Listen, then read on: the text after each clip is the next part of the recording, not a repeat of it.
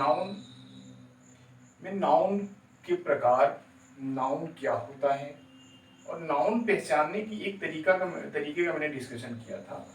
आज जो दूसरा डिस्कशन होना है उसमें मैंने दो मेथड्स की चर्चा की थी, जो कि मैंने उस वीडियो में आपको एक मेथड्स डिस्कस कर दिया था। आज मैं मेथड 2 का डिस्कशन लूंगा, जो बहुत ही इंपॉर्टेंट होगा। और मैं एक बात दावे के साथ कह सकता हूं कि अगर आप इस मेथड को सही ढंग से अगर पढ़ लेते हैं तो आप 100% नाउन को पहचान लेंगे। अभी सफिक्स मेथड में कुछ चीजें फेल करती हैं, लेकिन ये मेथड बिल्कुल कंप्लीटली आपको इसका सलूशन प्रदान कर देगा। तो ये चीजों को ध्यान रखें। और आज मैं चर्चा करूंगा कि व्हाट, हु और हुम मेथड से आप नाउन को कैसे पहचानें। लेकिन एक चीज आप लोगों को मैं और कहना चाहूंगा, आप लोगों से रिक्वेस्ट है कि इस समय कोरोना अपनी चरम पे पहुंच चुका है, तो आप लोगों को ध्यान क्या रखना है, चीजें अपने भी अपने आपको रखें। अगर आप अपने सचेत रखते हैं, अपने को बचाते हैं, तो अपने परिवार को बचाएंगे, परिवार बचेगा, समाज बचेगा, समाज बचेगा तो देश बचेगा। इसी तरह से चीजों को आपको करना है। इसमें करना क्या है, आप थोड़ा सा सावधानी बरतें, मास्क, सैनिटाइजर, साबुन से लगातार हाथ धोते रहें। चीजें आसान हैं, लेकिन डिसिप्लिन फॉलो करेंगे तभी होगा। कठिन काम कुछ भी नहीं करना है इसमें कि बहुत कठिन काम करना है कि पत्थर तोड़ देना है, कुछ ऐसा कुछ काम नहीं करना है। बहुत आसान आसान छोटे छोटे काम करने हैं। सोशल डिस्टेंसिंग मेंटेन करें, चीजें ठीक हो जाएंगी। आज नहीं तो कल चीजें आसान लगने लगेंगी। महामारी आती है तो परेशान तो करेगी, लेकिन ऐसा नहीं है कि पूरी दुनिया खत्म हो जाएगी।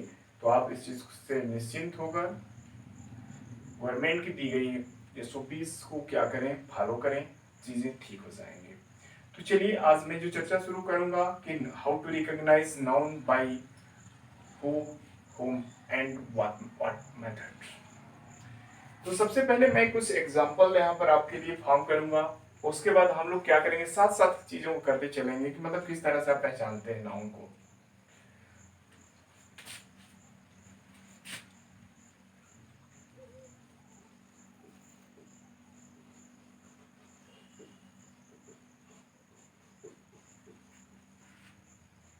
How to recognise noun heading भी पड़ी थी और आज भी हेडिंग है, लेकिन ये हेडिंग पड़ी है मेथड 2 की। किसकी है? मेथड 2। मेथड 2 में क्या होता है इसको समझ लीजिए कैसे आप, हु, whom और what, तीन क्वेश्चन वर्ड्स से क्या करेंगे, हम लोग क्या करेंगे, नाउन को पहचानेंगे। ये क्या है आपके क्वेश्चन वर्ड्स हैं कि आप नाउन को पहचानने के लिए तीन क्वेश्चन वर्ड्स का प्रयोग करेंगे। चीजें क्लियर होती चलेंगी। आइए कुछ एग्जांपल को समझना शुरू करते हैं। बिल्कुल आसान है, टेंशन लेने की कोई जरूरत नहीं है। Ram gives Mohan a bag. Never tell a lie.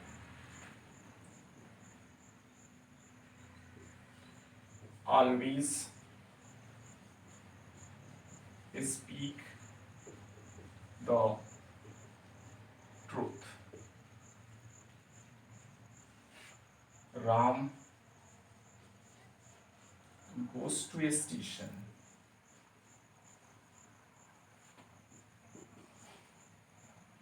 My home is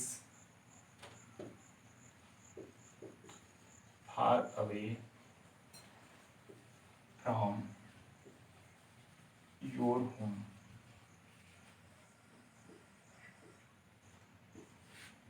Ram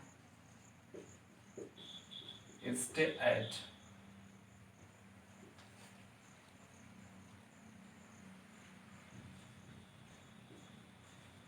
home.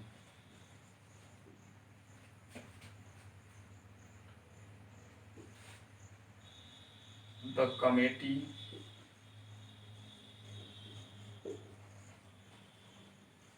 gives its decision.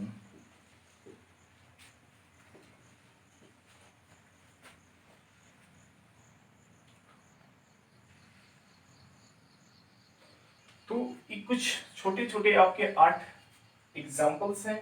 इतने में हम क्या करेंगे, आपको कवर अप करा देंगे कि क्या नाउन कैसे पहचानते हैं। और यहां से कहानी को मैं शुरू करता हूं कि आप इसको कैसे पहचानते हैं, चीजें क्लियर हो जाएंगी। मैंने कहा कि सफिक्स मेथड पे चीजें कुछ जगह पर 99% चीजों से ठीक होती हैं, लेकिन 1% जगह पे क्या करते हैं कि ये सफिक्स मेथड फेल करता है। तो इसी स्थिति में आपको क्या करना है कि अगर आपको WH का जो 3 वर्ड है हु, हुम और व्हाट, अगर आप इस मेथड का इस्तेमाल करेंगे तो बहुत आसानी के साथ आप क्या करते हैं, नाउन को पहचान लेते हैं। तो आइए समझने का प्रयास करते हैं। Ram gives Mohan a bag. अब देखें यहां वर्ब से थोड़ा चेक करना शुरू करें। देता है तो क्या देता है, क्या देता है भाई, व्हाट से आंसर मिला बैग में।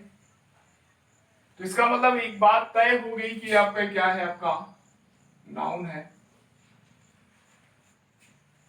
बैग कौन देता है, कौन मतलब राम। तो राम का आंसर किससे मिला, हु से मिला, तो राम भी क्या हो गया, नाउन।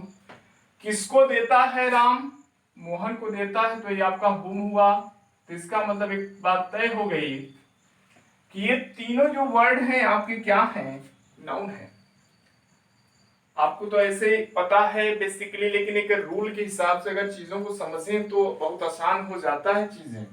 कि अगर आपने राम जानते हैं तो आपको क्लियर है कि चलो भाई ठीक है कि राम नाउन है, ठीक है, और बैग भी नाउन है, मोहन भी नाउन है। लेकिन चीजें फंस जाती हैं जब थोड़ा सा एडवांस स्तर पे जाते हैं तो फंसने लगेंगे। आइए थोड़ा सा और आगे देखें। Never tell a lie. Never मतलब कभी नहीं बोलना चाहिए, क्या क्या नहीं बोलना चाहिए, व्हाट, झूठ। क्या नहीं बोलना चाहिए, झूठ। तो लाई क्या हुआ आपका, ये भी आपका नाउन हो गया। यहां तक बात समझ में आ रही है। ऑलवेज मतलब हमेशा, स्पीक मतलब बोलना, क्या बोलना चाहिए, ट्रूथ बोलना चाहिए। क्या बोलना चाहिए, किससे आंसर मिल रहा है, व्हाट से मिला। जब व्हाट से मिला तो इसका मतलब ये क्या हुआ आपका, ये भी आपका नाउन हो गया। बात क्लियर हुई। तो ट्रूथ भी आपका नाउन हुआ। ध्यान रखिएगा टीएच जब सफिक्स किया जाता है तो वो शब्द नाउन ही होता है, ठीक है। टीएच जब सफिक्स होता है तो क्या होता है, नाउन होता है। Ram goes to station. Station कौन जाता है, राम। तो राम तो आपका नाउन हुआ। अब आपको मैंने क्या किया था कि सफिक्स मेथड में एक चीज मैंने बताई थी कि जब TION आ जाए ना तो क्या हो जाता है, नाउन हो जाता है। क्या हो जाता है, नाउन हो जाता है। लेकिन एक बात बताइए, स्टेशन नाउन है, स्टेशन यहां पर नाउन है। तो ऐसी स्थिति में लोचा हो जाता है, समझ नहीं आता। लेकिन अब यहां देखिए राम जाता है, अब यहां चेक करना है हु, हुम और व्हाट। अब तीनों में से अगर आंसर है तो नाउन है, अगर नहीं है तो नाउन नहीं है। तो station, Ram goes to station, who नहीं, व्हाट नहीं, हुम नहीं। तो इसका आंसर किससे मिल रहा है, कहां जाता है, राम कहां जाता है। तो वेयर आ गया। वेयर जब आता है तो ध्यान रखिए ये वेयर से निकलने वाला शब्द आपका एडवर्ब हो जाता है। और एक प्रकार आप पढ़ेंगे एडवर्ब ऑफ प्लेस। क्या पढ़ेंगे, एडवर्ब ऑफ प्लेस। चीजों को समझना बहुत इंपॉर्टेंट है कि शब्द का प्रयोग वाक्य में कैसे किया गया है, how to use word in a sentence, then you clear the sentences या पार्ट्स ऑफ स्पीच। जब आप बिल्कुल क्लियर कर लें कैसे इस्तेमाल हुआ है, बिल्कुल स्पष्ट हो जाए, तब क्या करें, आप चीजों को अलग करने का प्रयास करें किस पार्ट्स ऑफ स्पीच से संबंध रखता है या बिलोंग करता है।